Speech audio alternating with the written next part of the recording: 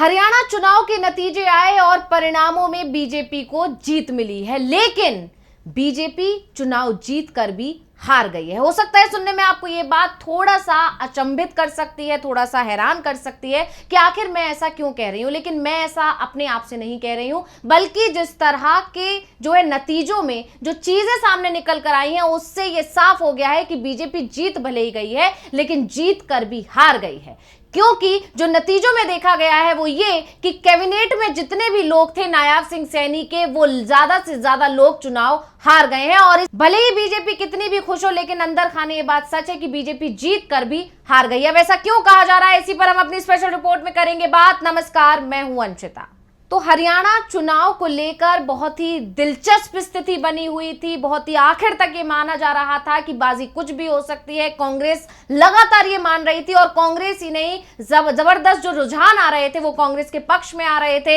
Exit poll के आंकड़ों में भी यही देखने को मिला कि कांग्रेस ही जीत रही है, बीजेपी पिछड़ रही है। लेकिन जो नतीजे आए उसने सभी को चौंका दिया। हरियाणा में बीजेपी आगे निकल गई, बहुमत हासिल कर लिया और कांग्रेस पिछड़ गई। अब कांग्रेस क्यों हारी है, इसको लेकर तमाम तरह के दावे किए जा रहे हैं, तमाम तरह के जो है बयान आ रहे हैं, गंभीर आरोप लग रहे हैं, चुनाव आयोग पर आरोप लग रहे हैं। कांग्रेस का कहना है कि काउंटिंग सेंटर्स पर धांधली हुई है, ईवीएम में धांधली हुई है, और इस तरह के आरोप पहले भी लगते रहे हैं। यहां तक कि जयराम रमेश ने जो है चुनाव आयोग को चिट्ठी भी लिख दी और उस पर चुनाव आयोग की तरफ से जवाब भी आ गया। उन्होंने सारे आरोपों को नकार दिया है। लेकिन कहानी अभी यहां ये नहीं है कि कांग्रेस हारी क्यों। कहानी यहां यह है कि बीजेपी अपनी जो जीत का जो दावा कर रही है, जिस जीत को लेकर फूले नहीं समा रही है, जिस जीत पर खुशियां जो है उसके खेमे में नजर आ रही हैं, असल में वो जीत उतनी अच्छी नहीं है जितने की बीजेपी को उम्मीद थी, या जितना की बीजेपी अच्छा जीत सकती थी। दरअसल ऐसा इसलिए कहा जा रहा है क्योंकि नायाब सिंह सैनी के साथ ही उनकी कैबिनेट के कुल 11 मंत्रियों को बीजेपी ने टिकट दिया था,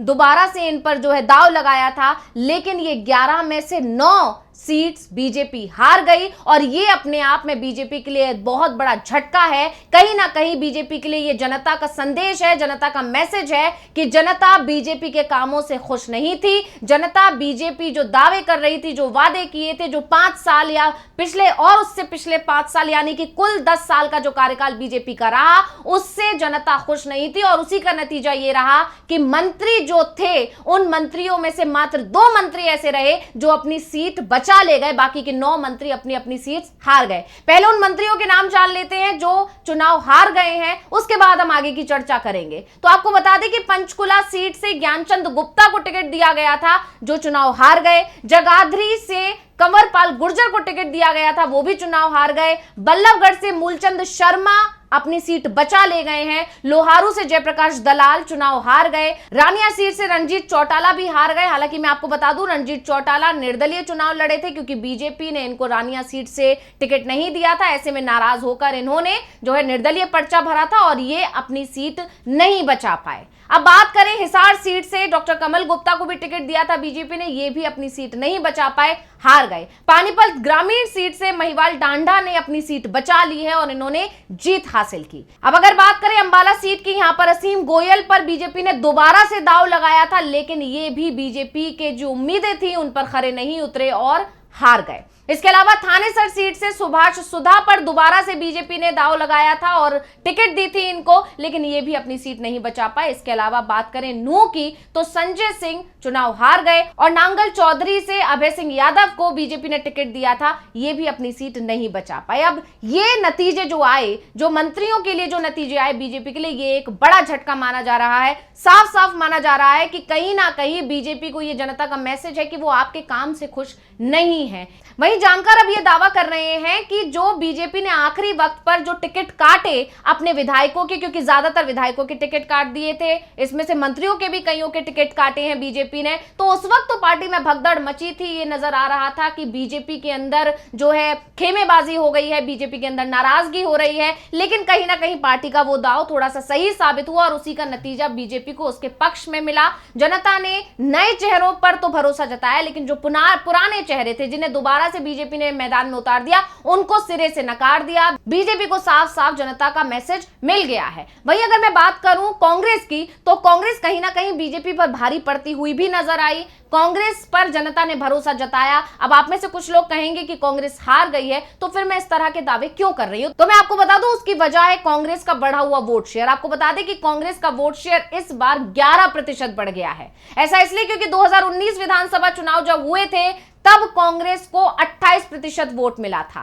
और अब जब 2024 में विधानसभा चुनाव हुए हैं तो कांग्रेस को 39% जो है वोट मिला है। और इसीलिए जो है कहा जा रहा है कि 11% की बढ़ोतरी हुई, और ये 11% की बढ़ोतरी बताती है कि जनता ने कांग्रेस पर भरोसा जताया। हां, कहीं ना कहीं कुछ कमियां रह गई, कहीं ना कहीं कोई चूक हुई, कहीं ना कहीं जानकार ये भी दावा कर रहे हैं कि कांग्रेस को अति आत्मविश्वास ले डूबा, या फिर कांग्रेस को लेकर यह भी कहा जा रहा है कि जो वोट शेयर तो बढ़ा, लेकिन वो वोट शेयर सीटों में तब्दील नहीं हो पाया। और इसकी वजह कहीं ना कहीं कांग्रेस के अंदर के ही कुछ लोग हो सकते हैं। कुछ लोग थे जो कांग्रेस के अंदर होकर भी जो है उसके खिलाफ बयानबाजी कर रहे थे, खुलकर नहीं कर रहे थे तो दबी जुबान से कर रहे थे, या फिर प्रचार से दूरी बना रहे थे। तो इस तरह की चीजें कहीं ना कहीं कांग्रेस के लिए नुकसान दायक साबित हुई। वही अगर मैं बात करूं, 2019 में कांग्रेस ने 31 सीटें जीती थी, वही 2024 में कांग्रेस ने 35 सीटें जीती, और ये अपने आप में बताता है कि कांग्रेस का प्रदर्शन अच्छा हुआ है। जनता भरोसा जता रही थी कांग्रेस पर, जनता ने भरोसा जताया है। वहीं दूसरी तरफ बीजेपी को भारी नुकसान हुआ है। बीजेपी के जो मंत्री थे वो हार गए, और ये अपने आप में बहुत बड़ा झटका है। जनता का सीधा सीधा मैसेज है जो है बीजेपी के लिए कि आपने जनता को अपने काम से खुश नहीं किया। इसीलिए कहा जा रहा है कि बीजेपी भले ही जीत गई है, लेकिन जीत कर भी बाजी हार गई है। तो मैं आपको बता दूं, ऐसा इसलिए भी कहा जा रहा है क्योंकि हरियाणा की 90 विधानसभा सीटों पर मतगणना के बीच सभी की नजरें नायब सिंह सैनी की लाडवा सीट के साथ ही सरकार में मंत्री रहे नेताओं की सीट पर भी बनी हुई थी। बीजेपी ने 11 मंत्रियों को भी टिकट दिया था, जिसमें से सिर्फ 2 ही मंत्री अपनी सीट बचाने में कामयाब रहे। यहां तक कि स्पीकर ज्ञानचंद गुप्ता भी अपना चुनाव हार गए। पंचकुला में उन्हें पूर्व मुख्यमंत्री भजनलाल के बड़े बेटे कांग्रेस उम्मीदवार चंद्रमोहन बिश्नोई ने हराया। नूंह में मंत्री संजय सिंह हार गए, यहां से भी कांग्रेस उम्मीदवार आफताब अहमद ने चुनाव जीत लिया। जगाधरी से मंत्री कंवरपाल गुर्जर चुनाव हार गए, यहां कांग्रेस उम्मीदवार चौधरी अकरम खान ने जीत दर्ज की। हिसार में स्वास्थ्य मंत्री डॉक्टर कमल गुप्ता तीसरे नंबर पर रहे। यहां निर्दलीय चुनाव लड़ रही देश की सबसे अमीर महिला सावित्री जिंदल ने जीत दर्ज की।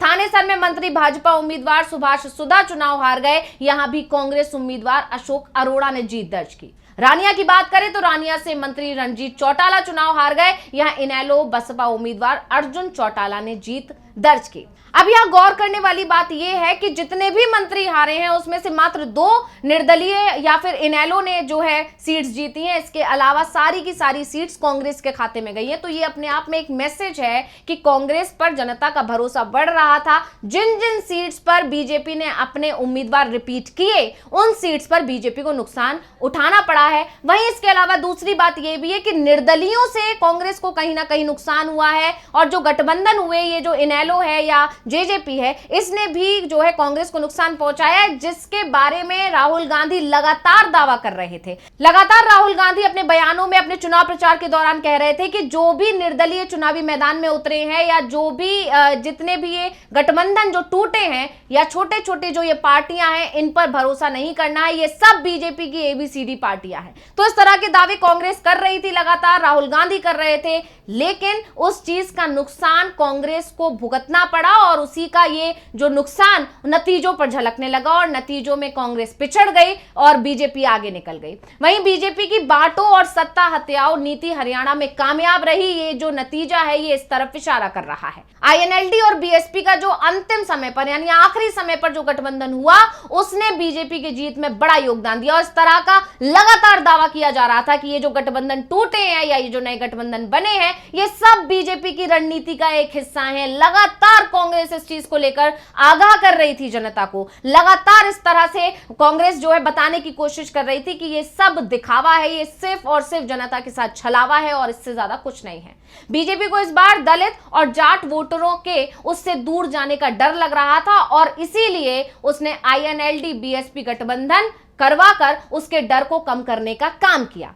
वहीं बीएसपी आईएनएलडी गठबंधन को 6% वोट मिला। इस गठबंधन को सीट भले ही 2 मिली, लेकिन उसने करीब 15 सीटों पर कांग्रेस की जीत को हार में बदल दिया। यानी ये सारी वजह निकल कर आ रही है जिससे कांग्रेस पिछड़ गई और बीजेपी आगे निकल गई। कांग्रेस ने अपना जो चुनाव था बहुत मजबूती के साथ लड़ा, बहुत ही अच्छे से लड़ा। उसका नतीजा भी वोट शेयर में देखने को मिल रहा है, उसका नतीजा बढ़ी हुई सीट्स में देखने को मिल रहा है। लेकिन हां, यह भी कहा जा रहा है कि जो भी वोट शेयर बढ़ा कांग्रेस का, कांग्रेस उसे सीटों में तब्दील नहीं कर पाई। और इसमें सबसे ज्यादा जो वजह निकल कर आ रही है वो कहीं ना कहीं बीजेपी की जो ये रणनीति रही, जो गठबंधन तोड़ना या दूसरे दलों का गठबंधन करा देना, या जिस तरह से उसको फायदा पहुंचाया इन क्षेत्रीय दलों ने, ये छोटी पार्टियों ने, उससे कांग्रेस को नुकसान हुआ और ये ही नतीजों में दिखाई दे रहा है।